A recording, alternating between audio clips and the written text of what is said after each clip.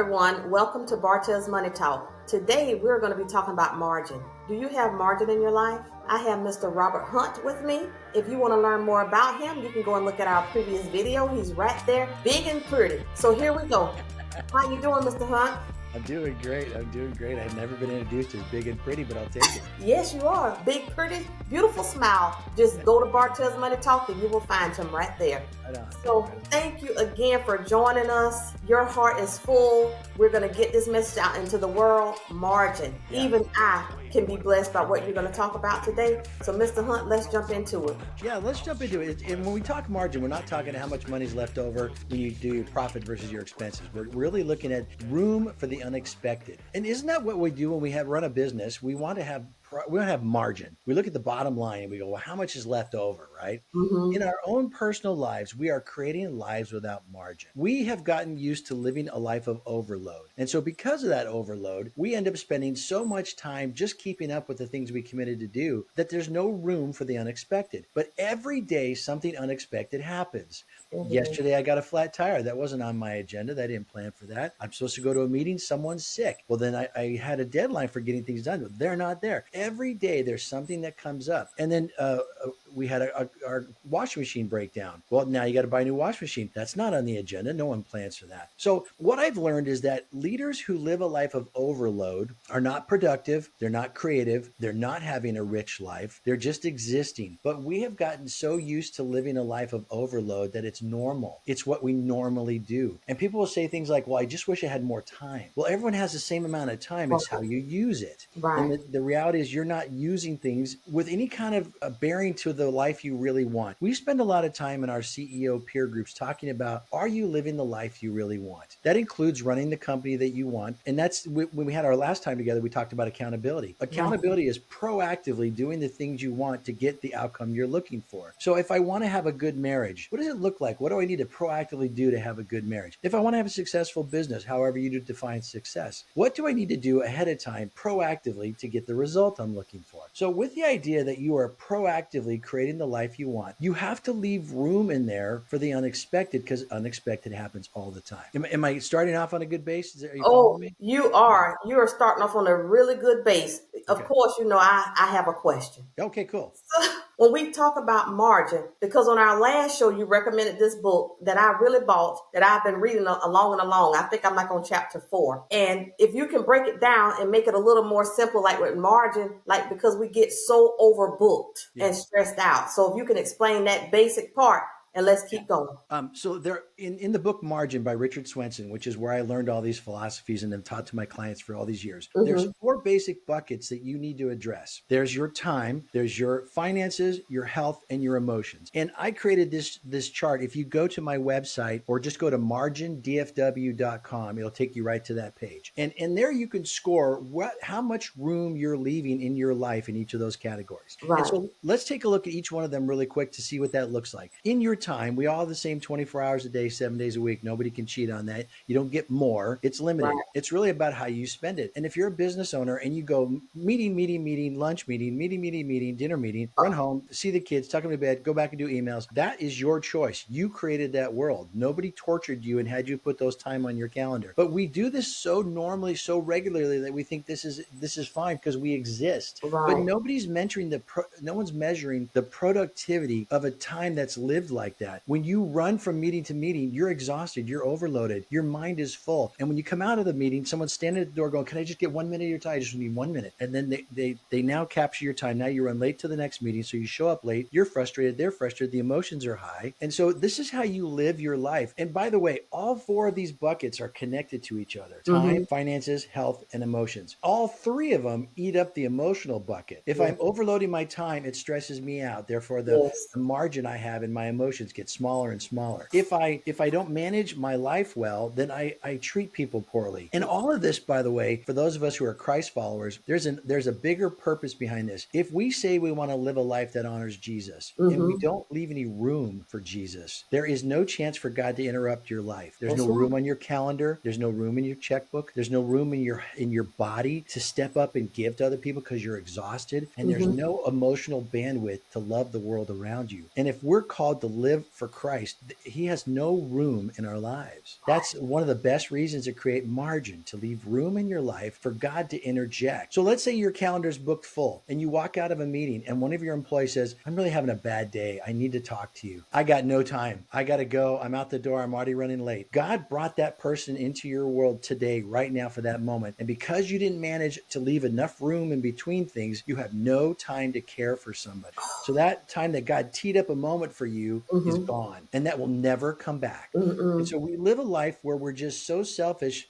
We have not left any room for God to interrupt. I think of those verses in the Bible that says, when you glean your fields, leave the outside perimeter of the fields for the people to come and take for free, for the widows Right. and the orphan and the foreigners. And when you harvest the grapes and things drop on the ground, don't pick them up. Let other Leave people it. come and have those. Right. That's margin. That's creating room in your world for God to use all the things he's given you for other people. So back to our buckets. Time, that makes sense. You can measure Yes. time. You can live. You can decide how you live it. Then there's your finances. Well, we can cheat our finances a little bit. I can get credit cards and I can get a house loan and I can get a car loan. And so if I only made this much money, I should live below that much money and save some and give some and have room for the unexpected. But instead, I make this much money and I spend this much money. That's what we do in America. We get loans for everything. So we're cheating. But all that does is put stress on us, that it attacks our emotional bucket. I live with this debt. My beautiful wife, Kathy, and I, we had $90,000 in credit card debt at one point. And I talk about that in our book that we talked about in our last meeting. Nobody cares till you do. And that $90,000 ate up my emotional bandwidth constantly. I worried, will I make minimum payments this month? Yeah, I would make decisions in a desperate mode to just get enough money to survive. That ate up my emotions constantly. And I never recognized it till I got out of debt and felt the peace that I had in my life by not living paycheck to paycheck and stressing and worry constantly that I won't get by. We do this to ourselves all the time when we create a world without any margins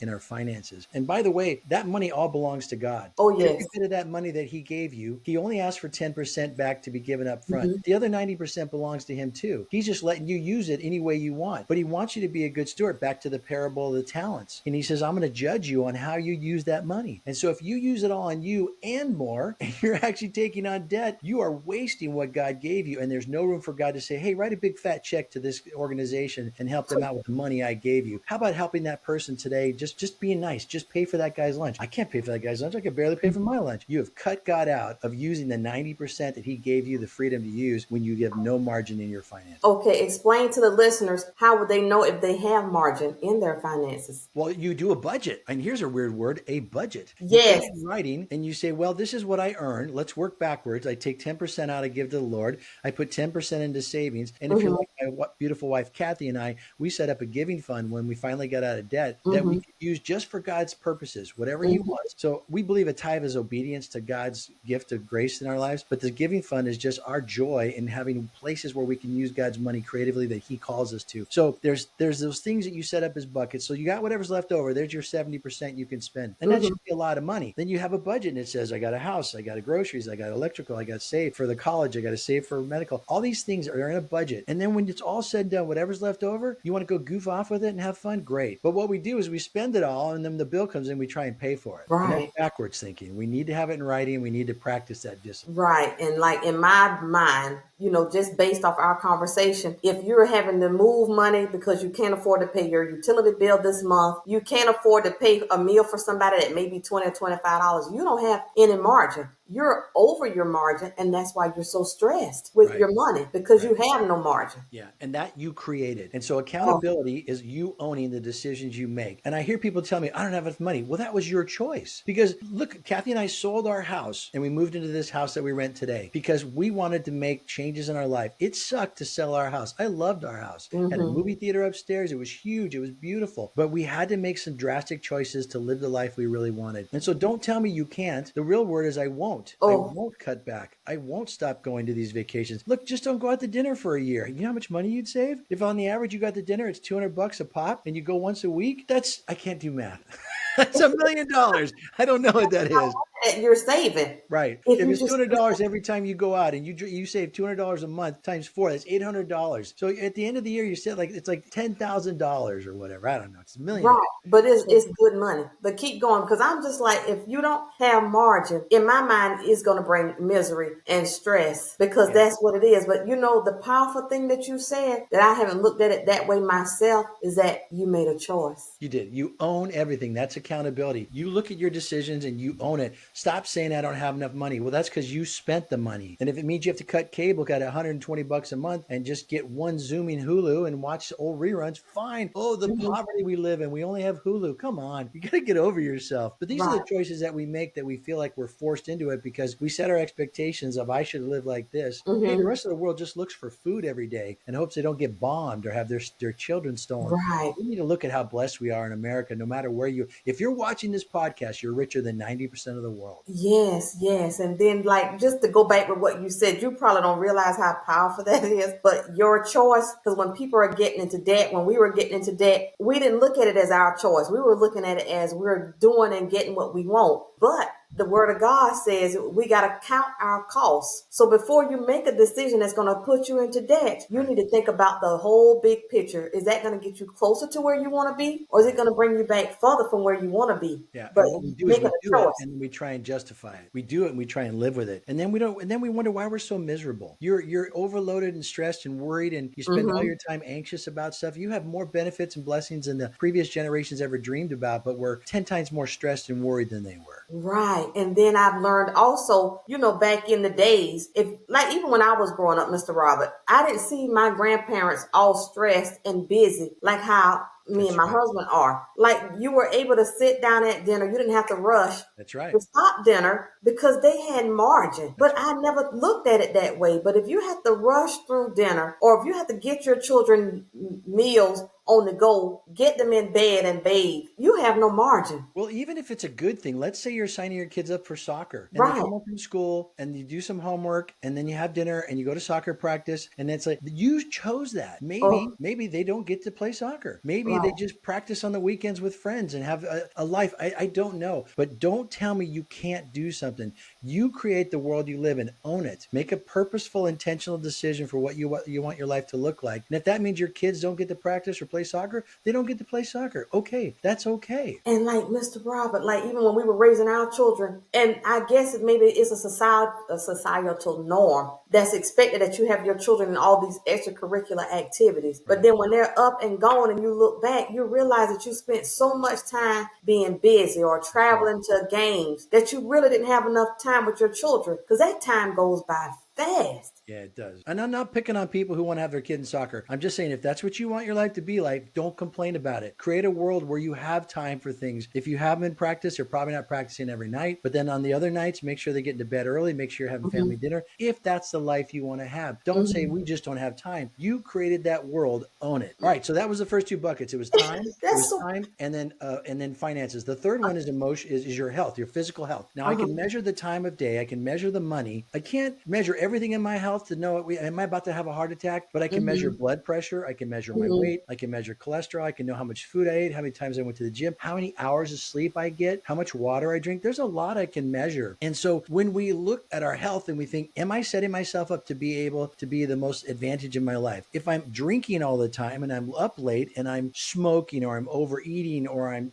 stress eating or I'm staying up and having just a few hours of sleep, you get on this treadmill where you're existing. So you think it works, but it Right. only works until it doesn't work. And then all of a Yes. sudden you have a heart attack. My brother just had a stroke a couple of weeks ago. He's Wow. doing okay, praise God. But he drove himself to the hospital, wasn't feeling good, and he figures out he had a stroke. Well, the doctor said, "Are you eating well?" No. Did you take that medicine we have for you? No. Okay. Well, what do you think? And so you're not treating your body well, and then all of a sudden you have problems. Add to that the mental stress you put on yourself by worrying about your bills, by worrying about relationships, by overloading your schedule, and then you stay up late watching Netflix till 11 o'clock at night and get 4 hours of sleep and go go right back, take the kids to school, and you exist. Therefore, you think it's fine, but you are creating a breakdown. You are just one moment away from your body saying, I'm mad at you and I'm quitting today. And then you do have a heart attack, or you do have a stroke, or you have ailments. Your body just needs rest. God demands that we take a Sabbath, and yet we mock it. We do Oh, everything on yeah. Sunday that we couldn't get done on Saturday. Oh, I didn't get Right. all these chores done, so I'll knock them out on Sunday. And I'm really busy, so I'll just do a little bit of work on Sunday. Dude, there's a reason why God demands you rest. Your body needs a break. Your mind, your soul, your spirit, it needs a break every week. But I think you need a break every day. You need to go to bed at a decent hour. You need to Mm-hmm. rest. You need to eat the things that are helping your body and avoid those things that hurt your body. These are the choices you make. Own it. That's back to accountability again. Stop Right. making excuses for why you do this or that. If you know it's not right, don't eat it. If you know you should go to the gym, I don't have time for the gym. That's your choice. You make a life with no time. If you change your life, Wow. you will have time. Therefore, if you want to go to the gym, go to bed an hour earlier, get up and go to the gym in the morning. Stop making excuses for why you don't have the life you don't that you want. Own it and start doing what you know you should do. So that's the Right. third bucket, is your health, right? Mm-hmm. All three, time, finances, and health, eat up your emotional bucket. And Mm-hmm. so I have no idea what my emotions are at any time until I'm Mm-hmm. driving down the freeway and someone cuts me off and I'm like, oh, I'm going to get you. Where did that come from? All of a sudden you're mad as a hornet. Well, everything Right. was fine 10 minutes ago. Well, I didn't realize, but I've got comfortable living with so much heightened stress that the one Oh, person says one thing to me, or the clerk and at Starbucks doesn't treat me with respect, and I just unleash on them all these Karen videos where people are screaming at people. You know, yes. the world is so overloaded with emotions that all it takes is one thing to go wrong and you just lose your mind. We are doing this to ourselves. And so all Right. the three buckets that eat up the emotional bucket can be measured, can be controlled. And since I don't know what my emotions are going to be like at any time, I've got to work hard for the first three categories to do Mm-hmm. those really well so I protect the emotional bucket and I can have a better life. Yes, and then I just want you to touch a little bit more on this because Mr. Hunt, people are so like stressed. It's almost anyone. If you say something to them, they'll just bite. Like when I was growing Yeah. up, we didn't hear anything about road rage, but now people are getting shot at and shot Yeah. on the highway Yeah. from road rage. My father-in-law taught me an expression, so forgive the vulgarness of this, but he told me if it's 10:30 in the morning and you've already run into three assholes, they're not the asshole. Whoa, that's true. Look in And the I look mirror. at my life and I go, how can everyone be a jerk today? They're not. You are. But you're Right, so unemotionally in touch with yourself that it's everybody else's problem and not right, yours. And right. we've got to step back and let the Spirit of God rule in our lives in such a Mm-hmm, way that we stop blaming everybody, that we stop looking at everything as an attack on us. mm-hmm. And we have to realize we have been given the very same Spirit of God that raised Jesus from the dead. That's We right. have been given the very same Spirit of God that hovered over the darkness of the earth before it was created. And that Spirit of God, when you unleash it to reign in your life without any restriction, can help you do everything that God has designed for you. But if you push God into a box in the corner and you visit him once a week just for an hour, and then you go back out the rest of the week and you feel empty and frustrated and overwhelmed, that's your choice because you Right. left God out of your life. Whoa. Again, if you were listening, listeners, 95.9% of our problems is because of our choices. Our choices have gotten us where we are today. And this, I want to touch on when you talked about our health. What we have to realize also is that this body here is temporary. And if you are a Christ believer or a Christ follower, we believe that we're going to go to heaven when we leave this world. But we want to live as long as we possibly can in this body. But if we don't take care of it, we can't expect for it to take care of us. We're going to take it out sooner than it deserves. And I'm even talking to myself. Right, We right. have to exercise and eat right. Well, even if you don't die any earlier, but you just live a Right. really bad, healthy life, Right. here's the ripple effect of every decision you make. I stay up late. I sit on the couch and I eat a giant bowl of ice cream. So at Mm-hmm. 11:30, I finally go to bed, having all that sugar in my body. I have a horrible night's sleep. I got to get up at 5 because I got to get ready to get the kids to school by a certain time so I Mm-hmm. can make my 7 o'clock meeting downtown. And so I'm running, running, running. I didn't have time for breakfast. So now I'm putting my body Mm-mm. in stress. High sugar, no food, coffee. Let's pump it up a little bit. And then I go to Whoa. meetings and I'm full of anxiousness because everybody's a jerk. Mm-hmm. That rule. Okay. So the stress on my body is now attacking me from my mental stress. I don't Mm-hmm. have time for a good lunch. So I grab a candy bar out the way to go to my next meeting in the afternoon. Okay. All these things I got through the day. I survived. I got home. Well, that was a hell of a day. Let me open up a bourbon and Mhm. let's sit on the couch and watch the football game because Right. I deserve it because I got through the horrible day that I created. That's And right. so I'm going to have a bunch of bourbon until I go to sleep again and start all over the next day.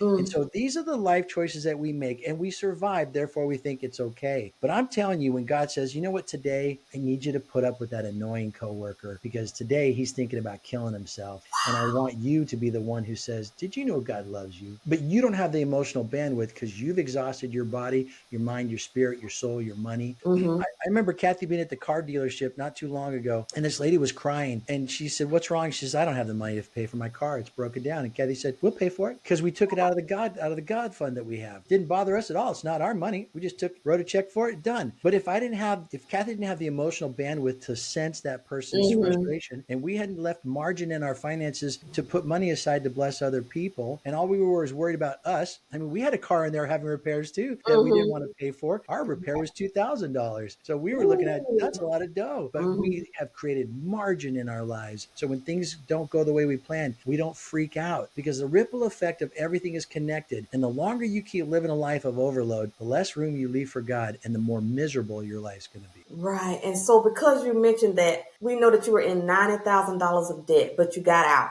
And now you've created margin. Can you let the audience know what it feels like to have margin now that you're not $90,000 in debt? Oh my gosh. There is no word to describe the peace that I have felt in my life since the Mm. day I got out of debt. And it's like the frog in the water. You've heard that story where you slowly turn the water on and Yes. it looks a And they don't frog. know. I had no idea how much stress I was living in. And Kathy didn't either because since I wasn't truly aware of that, I just, hey, you're a man, suck it up. This life is hard. Do whatever you got to do. I wouldn't share with her a lot of my emotional feelings, but I got vertigo for 16 days. I talk about that in the book because I had created so much stress in my life that I overloaded my senses and I got vertigo. And it wasn't until it took me 16 days to get rid of it. And God was using that as a wake up call to go, how much longer are you going to kick the can down the road, boy? And so it was right after that vertigo, we decided we're going to sell the house and start over. So after we paid off the house and we were living here, like the first month we had paid everybody off. I had zero debt. The world was shut down due to COVID. I remember sitting on the floor because I didn't have any furniture because we had sold it all when we moved here. But I was reading the Bible in the morning. I had this amazing feeling I hadn't had for years. It was peace. I mean, it was wicked peace. Like, Oh.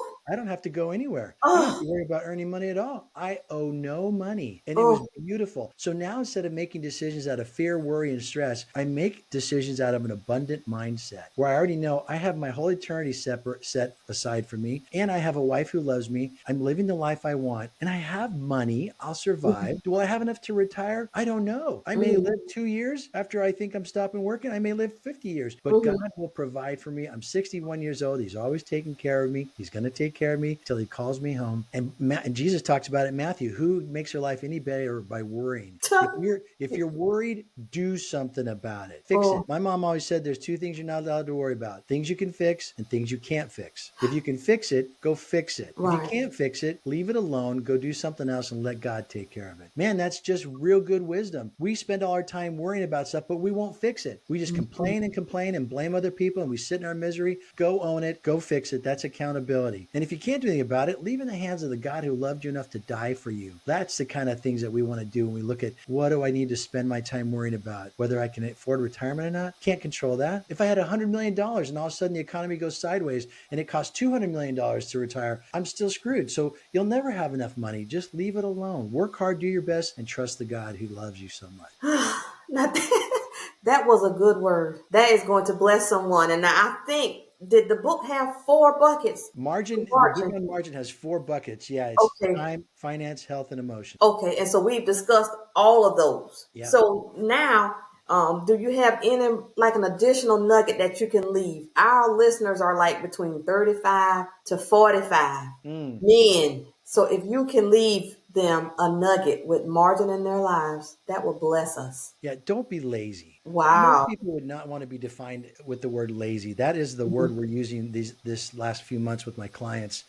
This is the year of intentional living. Stop trying to optimize a crappy life and step back and say, what do I want my life to look like? Create a vision of what it looks like, and then don't be lazy. If that means you stop doing this, stop doing it. If it means you start doing that, start doing it. Own it. That's the definition of accountability, is you own it. But when you say you should do something and you don't do it, you're being lazy. When you do something you know you shouldn't do, that's being lazy. Do you want to be known as someone who's lazy? The Bible talks about don't fold your hands and sit there and wait. Don't be lazy. It talks about the ant and how hard they work. You have the opportunity to be a diligent tool in the hand of God. Get out there and do the best you can to bring glory to God for all the things that He's entrusted you with. Don't be lazy. It's your responsibility before God. Thank you. So, listeners, I hope that this has been a blessing to you. We want to help you in your finances, but we want to help you holistically. That's why Mr. Robert is here. And so can you tell them how to find you or locate you in case they want to get more of this? Yeah, if you're here in the DFW area and you want to be a part of our leadership groups that we meet every month, you can go to REF, Renaissance Executive Forums. refdallas.com is my business website. And the book I talked about, Nobody Cares Until You Do, that book is nobodycaresbook.com. We'd love to have you buy it from us and get in our